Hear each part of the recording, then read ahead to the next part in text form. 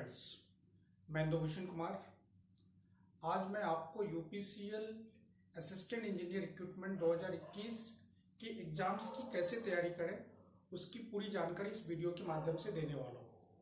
और इस वीडियो के माध्यम से मैं आपको ये भी बताऊंगा कि आपको न सिर्फ एग्जाम की तैयारी कैसे करनी है, आपको इस चीज़ का भी एक सेल्फ ऑब्जर्वेशन होना चाहिए कि टॉपर्स ने कितने मार्क्स पाए थे और आपको कितने और मार्क्स लाने पड़ेंगे जिससे कि आप एग्जाम्स को क्वालिफाई कर सकें। इस वीडियो के माध्यम से मैं आपको ये भी बताऊंगा कि आपको कौन कौन से बुक्स फॉलो करनी चाहिए।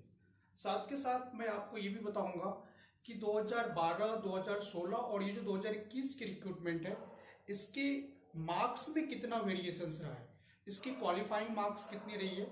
मैं आपको चलिए इस वीडियो की शुरुआत करता हूं। तो आप देखिए हमने क्या लिख रखा है। यहाँ पे हमने बोला है आपको कि इसकी जो असिस्टेंट इंजीनियर इलेक्ट्रिकल और मैकेनिकल की जो टोटल वैकेंसीज है वो कितनी है, वो है 72।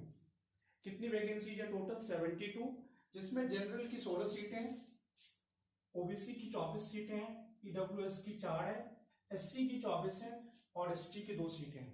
ये हमने असिस्टेंट इंजीनियर इलेक्ट्रिकल और मैकेनिकल की बात करी है। अगर हम सिविल इंजीनियरिंग की बात करें तो इसमें सिर्फ और सिर्फ 7 सीट हैं। तो आप सोच सकते हैं कि सीटों की संख्या कितनी कम है। असिस्टेंट इंजीनियर इलेक्ट्रिकल और मैकेनिकल मिला के 72 और सिविल में सिर्फ और सिर्फ 7 सीटें।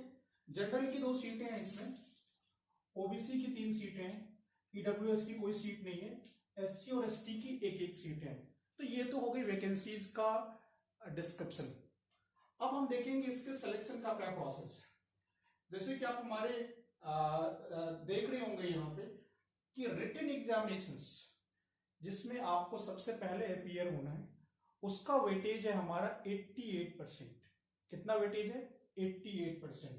और जो हमारा इंटरव्यू है उसका वेटेज है 12%। तो मैं आपको बता दूं कि इस एग्जाम्स को क्वालिफाई करने के लिए आपको सबसे पहले टोटल 200 मार्क्स का एग्जामिनेशन लेना है।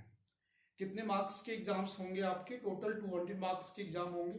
उसमें रिटन एग्जाम्स के कंट्रीब्यूशन होंगे 88%। अगर आप 200 का 88% करें तो ये हो रहे हैं हमारे 176 मार्क्स। कितने हो रहे हैं हमारे? 176 मार्क्स। और रेस्ट जो आपके 24 मार्क्स बच रहे हैं वो आपके इंटरव्यूज के होंगे। तो आपके रिटन एग्जामिनेशंस टोटल 176 नंबर का होएगा और इंटरव्यू आपके 24 नंबर के होंगे। तो आपके जो रिटन एग्जामिनेशंस होंगे 176 नंबर के, वो दो भाग में लिए जाएंगे। पार्ट 1 आपका नॉन टेक्निकल होगा और पार्ट 2 आपका टेक्निकल होगा। पार्ट 1 जो नॉन टेक्निकल होंगे आपके, उसमें टोटल 50 क्वेश्चंस होंगे।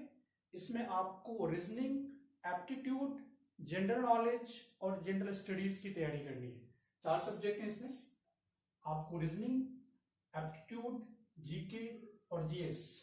आप देख लीजिए टोटल 50 क्वेश्चंस हैं, 4 सब्जेक्ट हैं। मैं आपको आगे बताऊंगा कि किस सब्जेक्ट्स के कितने मार्क्स आते हैं और कितने आए थे पहले। फिर टेक्निकल का मतलब है कि जो भी आपका कंसर्न डिपार्टमेंट है, अगर आप इलेक्ट्रिकल से हो तो इलेक्ट्रिकल, मैकेनिकल से हो तो मैकेनिकल, सिविल से हो तो सिविल। आपके टोटल 126 क्वेश्चन आएंगे। 126 और 50 को अगर आप मिला दें तो टोटल आपके 176 क्वेश्चन हो रहे हैं। तो आपको 176 नंबर के रिटन एग्जामिनेशंस देने हैं। टोटल ड्यूरेशन ऑफ एग्जामिनेशन आ रहा है 3 घंटे। जहां तक हम नेगेटिव मार्किंग की बात करें तो 0.25 नेगेटिव मार्क्स हैं। कितनी नेगेटिव मार्क्स हैं? आपको सही उत्तर के लिए 1 नंबर और हर एक गलत उत्तर के लिए 0.25 मार्क्स काट लिए जाएंगे। तो 1/4 नेगेटिव मार्किंग स्कीम्स है। 88% रिटन एग्जामिनेशन का वेटेज है। इंटरव्यू का 12% का वेटेज है। टोटल नंबर ऑफ क्वेश्चंस आपको रिटन में 176 पूछे जाएंगे, जिसके टोटल मार्क्स 176 ही होंगे। एक क्वेश्चन के 1 मार्क्स। अगर आप रिटन क्वालिफाई करते हो तो आपको इंटरव्यूज के लिए कॉल किया जाएगा और जिसमें आपके 24 मार्क्स के इंटरव्यू ले जाएंगे। तो ये तो पूरी एग्जामिनेशन स्कीम्स की बात बता दी हमने। अब मैं आपको ये बताने वाला हूं कि इस एग्जाम्स की तैयारी कैसे की जाए, किस किस बुक को आप फॉलो करेंगे कि आपकी सफलता निश्चित हो और आपके मार्क्स और टॉपर्स के मार्क्स में कितने का अंतर रह सकता है या आपको और कितने मार्क्स लाने चाहिए जिससे कि आप इस एग्जाम्स को इजीली क्वालिफाई कर सको। दोस्तों, आपको पता है कि सीट कितनी है? अगर 72 और 5 दोनों को ऐड कर दी जाए तो टोटल हो रहे हमारे 77। और 77 सीट के लिए न सिर्फ उत्तराखंड और भी जो हमारे नियर बाय स्टेट हैं उनके बच्चे भी इस एग्जाम्स में भाग लेते हैं। और मैं आपको बता दूं, जो 2012 का हमारे पास डेटाबेस है उसके हिसाब से टोटल एग्जामिनर जो है अपीयर हुआ था असिस्टेंट इंजीनियर इलेक्ट्रिकल में, उसकी संख्या थी कम से कम 18 से 20,000 बच्चे। मीन्स 20,000 बच्चे 2012 की संख्या है। 2016 में भी एग्जामिनेशन हुए हैं, डेफिनेटली इसकी संख्या ज़्यादा रही होंगी। और 2021 में जो एग्जामिनेशन होंगे आप उम्मीद कर सकते हैं कम से कम 30 से 35,000 बच्चों की भागीदारी होगी इस एग्जामिनेशंस में। और उसमें आपको ये एग्जामिनेशंस बीट करने हैं। चैलेंजेस बड़ी नहीं है, चैलेंजेस बिल्कुल बड़ी नहीं है। अगर आपने तरीके से इसकी तैयारी करी तो आप इस एग्जामिनेशंस को जरूर क्वालिफाई कर लेंगे। तो चलिए मैं आपको इस एग्जामिनेशंस के स्ट्रेटजी को बताता हूँ, किस एग्जाम्स को क्वालिफाई कैसे करने।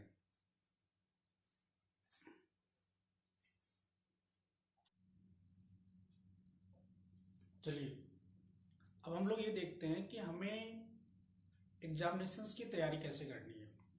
और अभी मैं आपको ये भी बताऊंगा कि टॉपर्स के मार्क्स कितने आए थे और आपको कितने मार्क्स लाने पड़ेंगे एग्जामिनेशंस को क्वालिफाई करने के लिए। तो देखिए, जहाँ तक बुक्स की बात है तो हमने यहाँ पे क्या कर रहा है कि बुक्स को कैटेगराइज करा हुआ है। हमने पहले नॉन टेक्निकल की बुक्स बताई आपको, फिर हमने टेक्निकल बुक्स बताएं। और मैं आपको इस वीडियो के माध्यम से सिर्फ इलेक्ट्रिकल इंजीनियरिंग के एग्जामिनेशंस की तैयारी करने वाले बच्चों को अपने एक्सपीरियंस शेयर करने वाला हूँ, क्योंकि मैं खुद एक इलेक्ट्रिकल इंजीनियर हूँ, तो मैं आपको इन चीज़ों के बारे में बेहतर बता सकता हूँ। तो देखिए, अगर आप रीजनिंग और एप्टीट्यूड की बात करें तो मैं किसी स्पेसिफिक बुक के नाम नहीं बताऊंगा आपको। जो भी बुक आपको सहूलियत लगे आप उस बुक से अपनी तैयारी कर सकते हैं। लेकिन हाँ, मैं आपको बता दूं कि इसमें जो टोटल 50 क्वेश्चंस आएंगे उसमें रीजनिंग एप्टीट्यूड के कम से कम 30 से 35 क्वेश्चंस होंगे और 15 से 20 क्वेश्चन जो होंगे आपके जनरल नॉलेज के होंगे।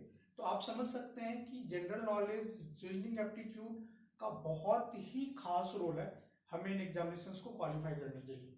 तो आप रेफरेंस बुक कोई भी यूज कर सकते हैं। हाँ, मैं एक यूट्यूब चैनल को यहाँ पे आपको रिकमेंड करूंगा, क्योंकि ये चैनल्स बहुत ही कारगर है और इनके जो समझाने का तरीका है हम इंजीनियर्स के लिए बहुत ही आसान है। तो एक चैनल लिखा मैंने हमने स्टडी IQ यूट्यूब चैनल। आप गूगल प्ले स्टोर पे सर्च करेंगे, आपको स्टडी IQ यूट्यूब चैनल का लिंक मिल जाएगा। मैं डिस्क्रिप्शन बॉक्स में भी डाल दूंगा, आप वहां से इस चैनल को फॉलो कर सकते हैं।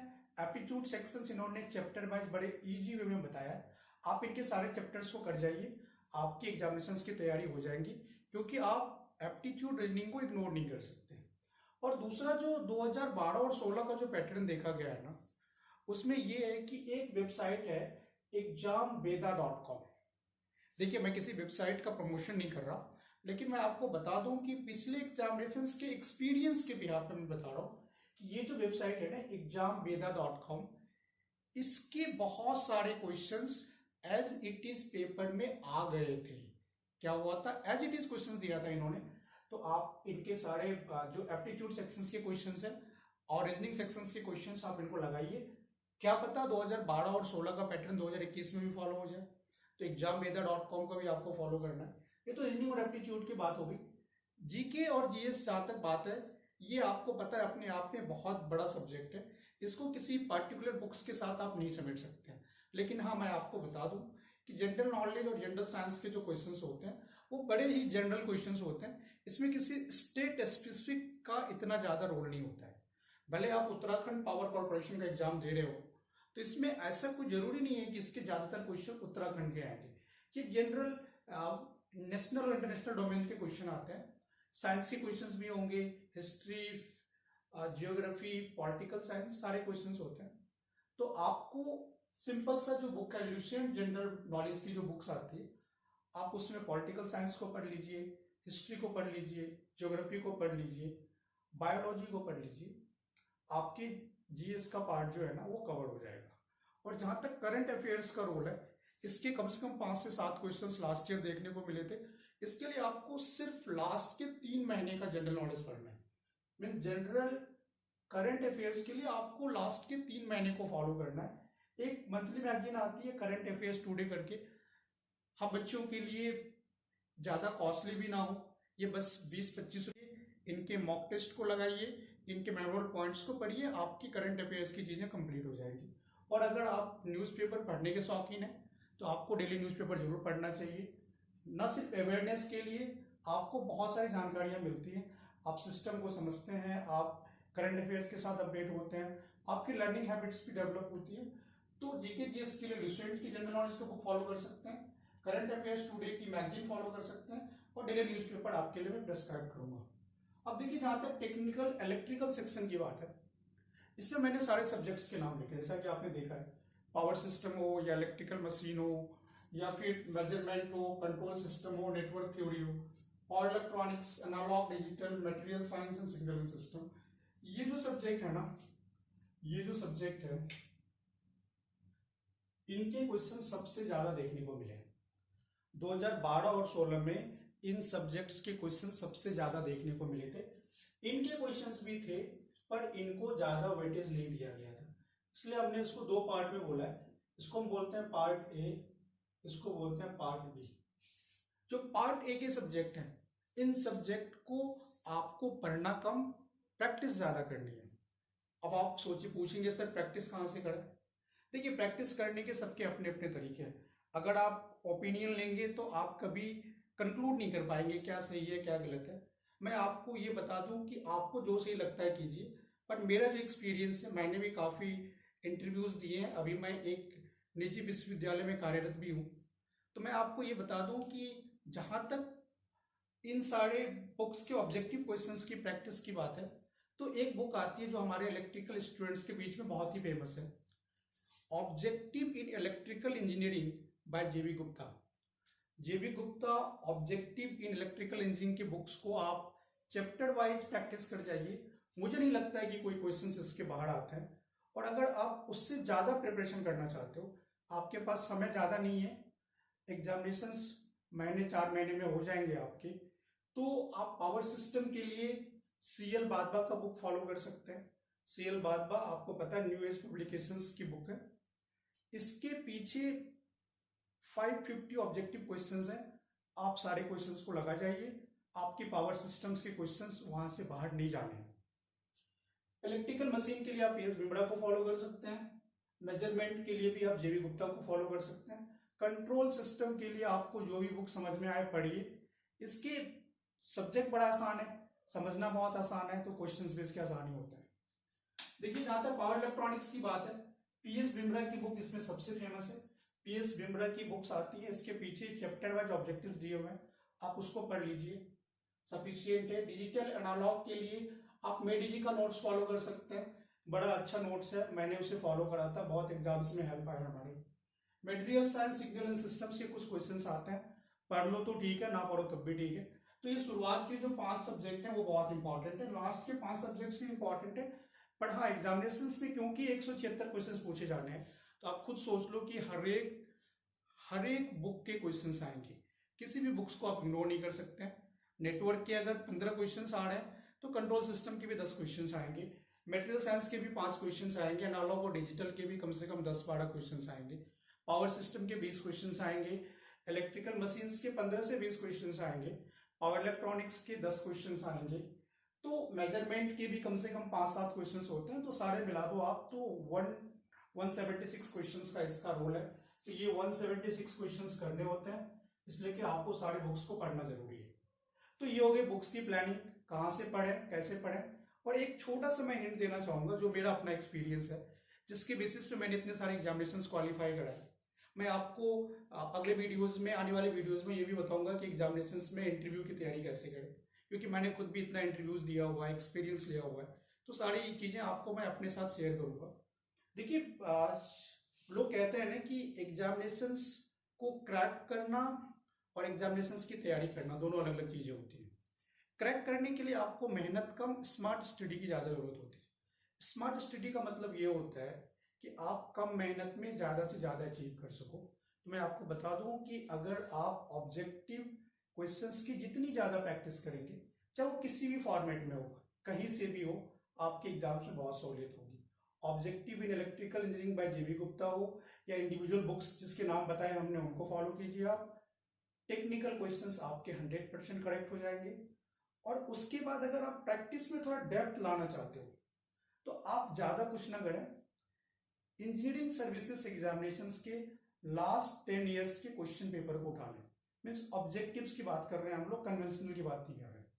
तो जो पेपर 1 होता है ना हमारा, उसके लास्ट 10 ईयर्स के इंजीनियरिंग सर्विसेज एग्जामिनेशंस के ऑब्जेक्टिव्स क्वेश्चंस को उठाएं, चैप्टर वाइज प्रैक्टिस करें। मुझे नहीं लगता क्वेश्चंस उससे कहीं बाहर आने वाला है। और मैं आपको अब जो सबसे इंपॉर्टेंट चीज बताने वाला हूं वो ये है कि जो टॉपर्स थे इस एग्जाम्स के, उसके टेक्निकल सेक्शन में कितने मार्क्स आए थे और उसके नॉन टेक्निकल सेक्शंस में कितने मार्क्स आए थे। तो मैं आपको एक चीज बता दूं, जो टॉपर था हमारा, उसके नॉन टेक में 39 और टेक्निकल में, और उसके टेक्निकल में 89 मार्क्स आए थे। अगर दोनों को जोड़ेंगे आप तो 128 मार्क्स होता है। मैं ये 2012 की बात कर रहा हूँ। देखिए 2016 में एग्जामिनेशंस हुए पर उसके रिजल्ट्स पब्लिश नहीं हुए थे।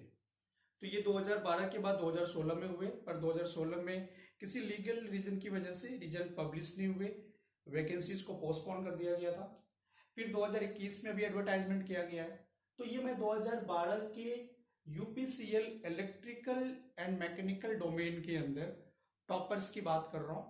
मैं आपको इसकी पूरी डिटेलिंग आपके लिंक में शेयर कर दूंगा।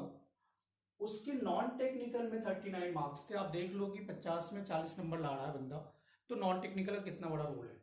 और टेक्निकल में आप इसके 89 मार्क्स थे, तो आप देख लो कि ऑलमोस्ट 50% टेक्निकल में है, पर 90% का वेटेज बंदा 80% कम से कम कह सकते हैं आप कि नॉन टेक्निकल में ला रहा है। तो नॉन टेक्निकल को आप जितना बेहतर करेंगे, आपके एग्जामिनेशंस के क्वालिफाई कर, टॉपर्स के मार्क्स आपको कितने मार्क्स लाने हैं ये आप खुद जज कर सकते हैं। मेरे हिसाब से अगर 128 नंबर टॉपर्स के रहे होंगे 2012 में, तो आप खुद सोच लीजिए कि 2021 में ये स्केल कितनी ऊपर जाने वाला है।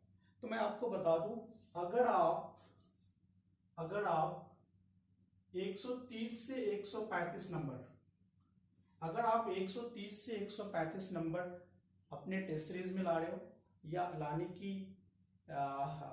लाने की कोशिश कर रहे हो, या आप अगर ला पाते हो, तो आपके क्वालिफाई होने के आसार ज़्यादा है। मैं जनरल कैटेगरी की बात कर रहा हूँ।